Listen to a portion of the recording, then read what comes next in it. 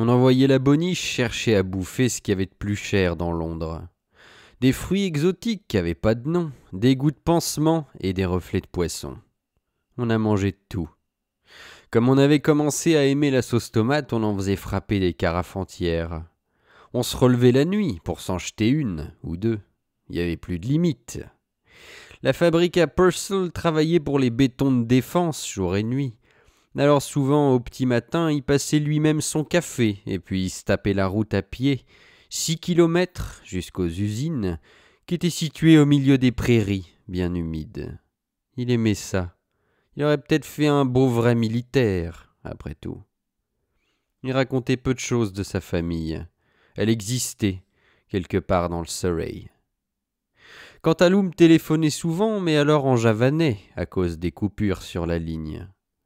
Fallait que je vienne avec lui un de ces jours chercher Mimile, à la gare Victoria, le placeur justement qui avait fait des crosses avec sa femme au pilon, qui n'était pas suffisante.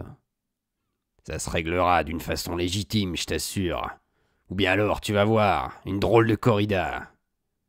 Je voulais pas rater la séance. Angèle a entendu. J'irai aussi. Qu'elle a fait. Il est culotté, le gros Mimile. Je t'ai dit que c'est le Cantat qui va dérouiller. Bref, on s'en promettait. Le rouge lui en revenait aux joues d'anticiper le bigornage des deux. Elle se barrait au lavabo, je crois qu'elle allait se branler furieusement, à l'imagination, pour elle toute seule alors, en artiste. Elle revenait pâle.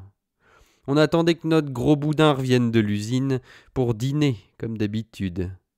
Il est arrivé finalement avec bien du retard, et pas tout seul.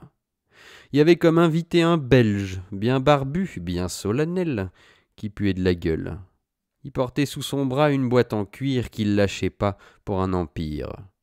C'est drôle, c'est lui le Belge barbu qui nous a montré le premier des masques à gaz. Un pointu, c'était, qui avait bien la forme d'une tête de cochon.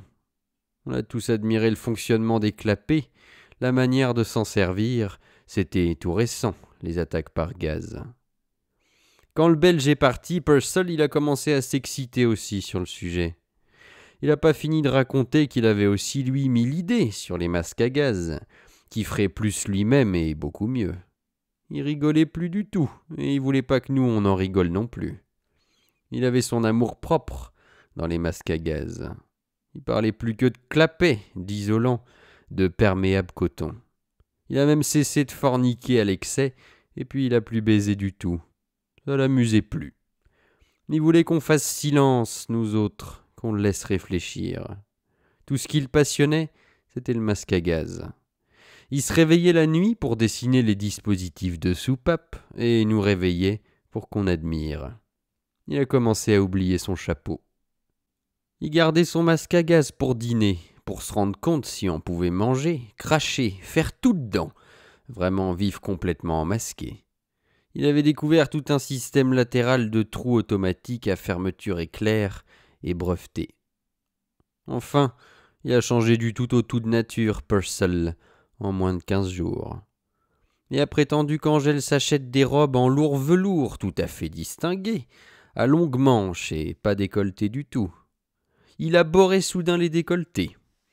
Il n'a plus voulu qu'on lui voie nous le moins de nichons à Angèle. Pourtant, on avait tous bien reluit, grâce à eux et autour, bien des fois. Car ils étaient divins, les seins à Angèle, je le dis, comme miracle d'Orient de douceur et de pesanteur à la fois. On n'a jamais fait mieux. C'était du poser sur le ciel, mais il voyait plus rien, la brute. Il s'est mis à nous faire acheter des paires de rideaux et d'autres encore pour mettre en plus des stores, et des épais comme des vrais buissons de soie et de lainage. Il voulait du capiton partout. On s'enlisait dans la fourrure. Il y avait une douzaine d'ours par terre dans chaque corridor. Il embellissait tellement qu'on était gêné pour vivre. Moi j'allais me coucher. S'ils étaient partis dans le liquage de la buanderie, je trouvais ça quand même plus sûr. Avec Angèle et Yorick, on essayait d'analyser. C'est à cause des masques, qu'on a dit. Qui change, ça le travaille. Il a dû respirer du gaz, au front. Alors de l'usine, chaque soir presque, il ramenait un nouveau modèle.